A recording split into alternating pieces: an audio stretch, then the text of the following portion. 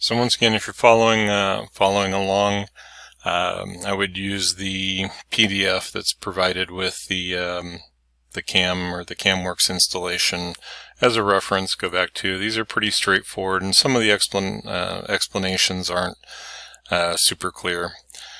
So being able to refer back to that and kind of figure out what's going on with some of these settings. So I'm going to get back into the mill. Takes me back to this top level. And if we go into the tool crib, and right now it's empty, so if I was to copy this, and we have tool crib 1 inch and total number of stations 20. Alright, so I got to go back and find out where that number gets edited. Either that or it's in more than one place.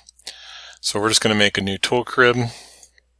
And this tool crib will be my default VF3 or tool crib 5 or whatever we want to call it. And number of stations goes to 25. So maybe I just answered my own question. Alright, defined mill tools using tool assembly. Not quite sure what that one is. I mean, you can draw up the tools and have them reference that geometry for the cut, but we'll have to look into that one. So I want to add a couple of tools to get started. So one of the things would be to look down through the list. We're going to load the flat end mill. So tool 1 is typically going to be, we would go with a 1/2 inch being the most common, and we're going to be running mostly aluminum. Then I would go with the 2 flute. So I could have a VF3 steel, harder materials, and a VF3 softer materials tool crib, and be able to work those into the mix. So I'm going to select that tool. It adds it, and if I go in to the station number 1, shouldn't be any subs or IDs. Not sure what the combination. Tool ID is 69. That's its place in the database. Diameter offset 1, length offset 1, gauge offsets. Alright, so pretty much what we have. There should be a little bit more, so we're not concerned about the holder, but let's go ahead and look underneath on the select tool. And there is some more information, so the defaults.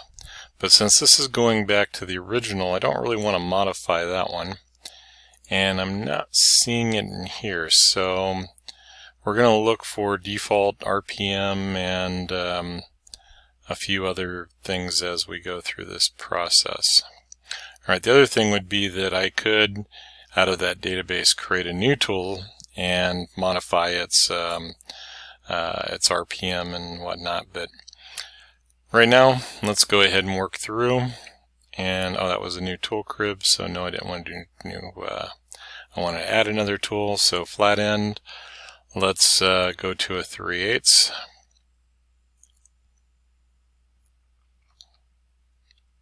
And we'll just add a couple of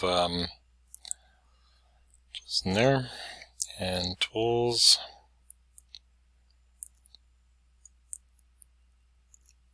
Alright, and so there are spindle speeds and default RPM, or feed rates, RPM and feed rates. Like I said, I'm not real anxious to modify these just yet. Oh, yeah, we do want to, I got out of the TechDB location, and we're going to save.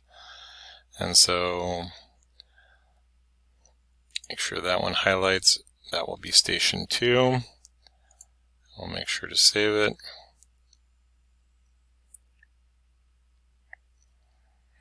So tool lengths and diameters and inch. That's got to be to the holder. All right, so let's add a few more, and we'll probably fill this out with. We'll go 1/4. 3/16, 1/8 inch are the ones that would use standard. Maybe a a face mill.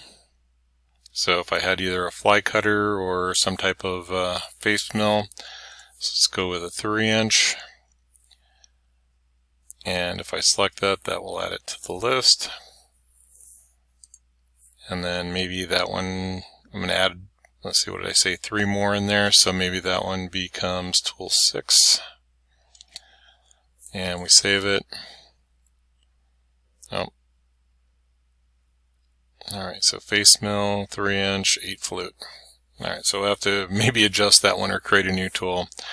We'll get a little further in that. Alright, so we'd populate the standard tools that we need, and that would give us a little bit more to work with. Alright, so getting back into that tool ID,